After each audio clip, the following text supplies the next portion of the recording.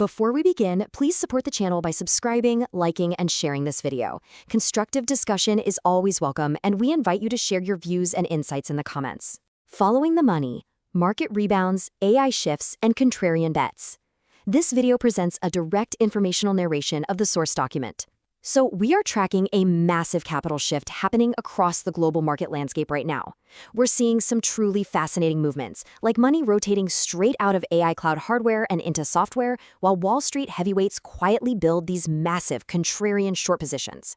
Let's see if we can figure out exactly where the smart money is moving. Here is our agenda for today. First, the broad market rebound. Second, AI profits shifting to the cloud. Third, mixed signals for memory chips. Fourth, retail panic versus institutional strategy. Fifth, the return of the big short. And finally, software surging while crypto stalls out. Section 1. The broad market rebound and a geopolitical sigh of relief. Okay, so over the weekend, Saudi media reported some serious diplomatic back-channeling urging de-escalation, which was quickly followed by the cancellation of planned military action against Iran. Notice how the market immediately priced in this lower risk right at the Monday open. Global oil prices fell, and crucially, the 10-year U.S. Treasury yield dropped significantly. This created literally the perfect environment for a major relief rally. Just look at the S&P 500. It gave bears absolutely zero chance right from the opening bell. There wasn't even a tiny intraday dip to buy. Capital just continuously flowed in from the open, putting the bulls firmly in control. This pushed the index straight up to that 7,600 level, bringing it remarkably close to its all-time high of 7,620. The Nasdaq also saw a really strong rebound of over 2%, pushing right above its 50-day moving average. But here is the valuation perspective, which is super interesting. Because of those severe July corrections in the overcrowded AI hardware trades, the dynamic forward PE ratio for the index actually dropped to around 22.1. To put that into perspective, that is a 20% valuation discount from this year's peaks. So fundamentally, the tech sector is looking a whole lot cheaper now than it did just a few weeks ago. Moving into Section 2, AI profits shift from building to reaping. S&P 500 companies are expected to hit a staggering 37.9% year-over-year earnings growth for Q2. If you hold index funds, well, this is exactly what's driving your returns. It marks the absolute strongest quarter of profit growth in 5 years, and it's almost entirely driven by the AI supply chain. The AI boom has officially entered its actual commercial realization cycle. Because of this, we're watching capital actively migrate away from the crowded trades of the shovel sellers. The hardware companies doing all the heavy capital expenditures and infrastructure building. The money is moving over to the profit reapers. Investors are flocking back to cloud computing giants like Microsoft, Google, and Amazon. The market isn't viewing these companies as just massive capital spenders anymore. They are now the ultimate harvesters of AI profits. They've got the stable enterprise clients, these massive software ecosystems, and honestly, the best opportunity to drive down computing costs while maximizing real commercial revenue. And the scale of this infrastructure shift is just massive. Market projections for Google's proprietary TPU chips are constantly being revised upwards. In fact, some institutions project that by 2028, cumulative demand for Google's TPUs could reach 15 million units.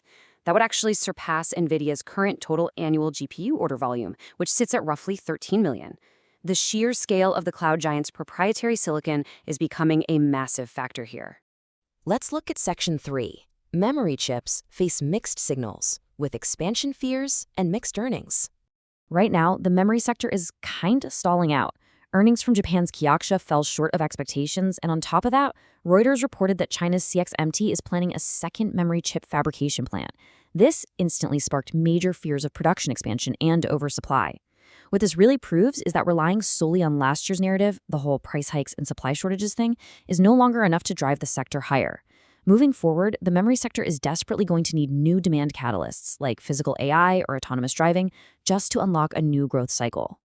On to Section 4, retail panic versus institutional strategy. It's a real tale of two markets. Take a look at this stark contrast in the South Korean market, which is a major hub for tech and semiconductors. During a massive single-day surge on Friday, local retail investors panicked and dumped roughly $5.5 billion worth of stock.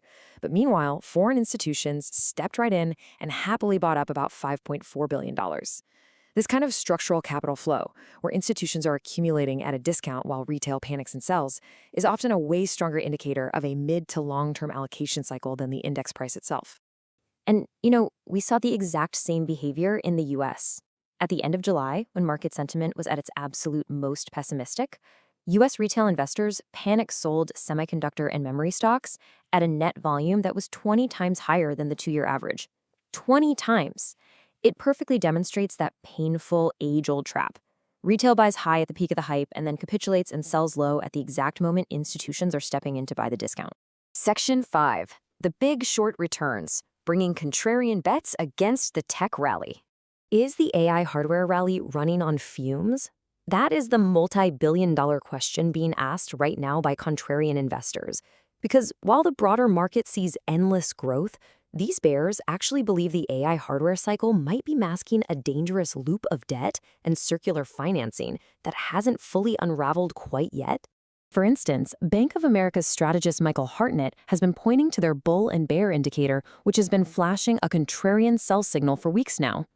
He is actively urging investors to retreat from risk assets, basically warning them against adding exposure to chase the current rally, even as the broader market continues to push higher. And then we have Michael Burry. Yes, that Michael Burry from The Big Short, putting serious capital on the line against the AI hardware narrative. He is aggressively stacking deep out-of-the-money put options against NVIDIA extending all the way out to December 2026 and January 2027 at the $100 and $500 strikes. He also added a short position on the semiconductor index at $506 and just added a third short entry on Micron at $88 in a single month. To balance all of this out, he's rotating long capital into defensive consumer plays like DraftKings and Flutter. It is a massive bet against the circular financing structure of the AI supply chain. Finally, Section 6. Software surges and crypto stalls out on the fringes of the market. Software stocks are catching absolute fire right now. The software index hit a 6-day winning streak, and Palantir surged after a massive earnings beat, lifting sentiment across the entire sector. But there is a catch here. Some analysts suspect that because so much retail money is currently trapped in underwater hardware stocks, institutions might actually be deliberately rotating capital to pump up software. The goal? To lure retail investors into cutting their hardware losses and chasing the software momentum instead.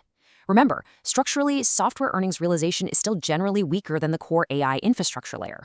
Meanwhile, the crypto sector is facing a sudden deep freeze. Stablecoin issuer Circle just saw a massive downgrade from analysts, dropping its target price down to $38 on fears of slowing circulation and rising competition. And adding to that pressure, crucial regulatory legislation, the Clarity Act, completely stalled out, missing the agenda with only 72 hours left before the Senate recess. So it is a double hit of fundamental and regulatory headwinds. With capital migrating rapidly from hardware to the cloud and institutions quietly laying massive short traps, where will the smart money rotate next? The market internals are shifting dramatically beneath the surface. As the AI market matures from initial hype into actual commercial revenue, you really have to ask yourself, are you actively following the smart money, or are you just following the crowd?